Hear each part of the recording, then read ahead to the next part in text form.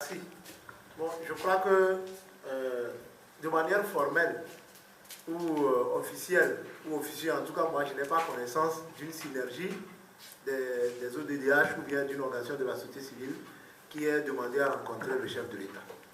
Mais, voyez-vous, le chef de l'État, on peut le rencontrer de diverses manières. Lorsque on fait une conférence de presse et on interpelle le chef de l'État et son gouvernement, c'est aussi une manière de rencontrer le chef de l'État.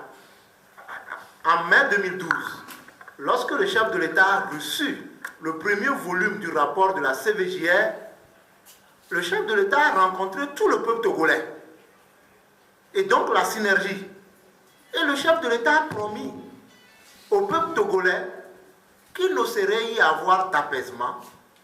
On ne peut pas avoir de réconciliation. On ne peut pas avoir de paix et de développement au Togo si on ne met pas en œuvre les réformes institutionnelles et constitutionnelles. À partir de ce moment, comme on vient de vous le présenter, cela voudrait dire tout simplement que le chef de l'État lui-même est conscient que sans les réformes politiques, réformes institutionnelles et constitutionnelles, sans ces réformes, on ne peut pas avoir de la réconciliation au Togo. Et je crois que, à coup de millions, on a financé les travaux de la CVJR. Je pense aussi qu'on ne peut pas créer la CVJR, que la CVJR va rendre un rapport qui demande au point 2 et au point 5 de faire des réformes, notamment de prévoir des conditions pour une alternance démocratique apaisée et de faire en sorte que le chef de l'État, qui est élu au suffrage universel, le soit à la majorité absolue des électeurs, des votants.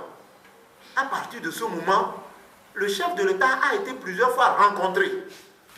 Et donc, ce sont des rencontres au cours desquelles il a eu à échanger avec son peuple et au cours desquelles il a pris des engagements. Et je crois que ce sont des engagements qu'il doit respecter. S'il ne le fait pas, le chef de l'État n'aurait pas donné le bon exemple. Il aurait menti à son peuple. Et un peuple ne voudrait pas un chef d'État qui lui ment, qui le trompe tous les jours. Ce n'est pas normal. Voilà. On vient de décréter la journée du civisme. L'engagement aussi, c'est du civisme. Nous pensons aussi que, en ce qui concerne la limitation du mandat, qui est un deal ou bien un coup entre certains partis de l'opposition ou bien les partis de l'opposition à ce que le chef de l'État se représente, nous martelons au niveau de la société civile que les réformes, ce n'est pas une question... Personne, le peuple togolais ne commande pas les réformes.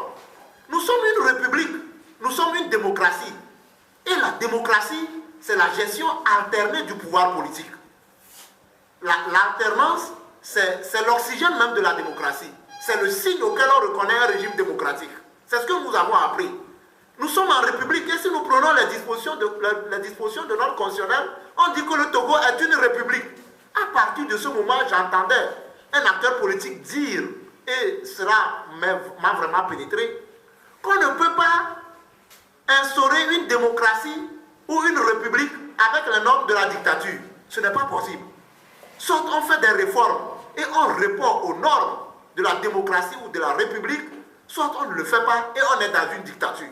Mais dès lors qu'on opte pour la démocratie, pour la république, il faut que des normes de la démocratie, de la république soient édictées.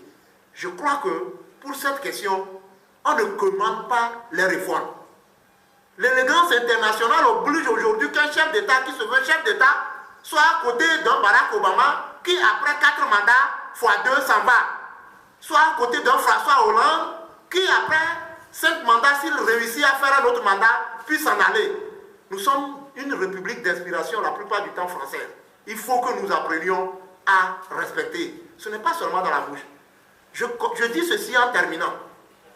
Si nous prenons les pays de la sous-région, surtout les pays de la CEDEAO, je crois que, à part le Burkina Faso, dont le président de la République vient d'être remporté par la honte, que nous savons tous, parce que moi, je ne peux pas diriger un pays pendant 27 ans, c'est-à-dire faire plus de 8 mandats que ce qui se passe aux États-Unis, je ne peux pas le faire et en 2 jours seulement, on me chasse et que je ne peux trouver refuge que d'aller dans un autre pays. Ça, c'est de la honte. Il faut que les chefs d'État africains aussi connaissent aussi de la honte. Ce n'est pas normal.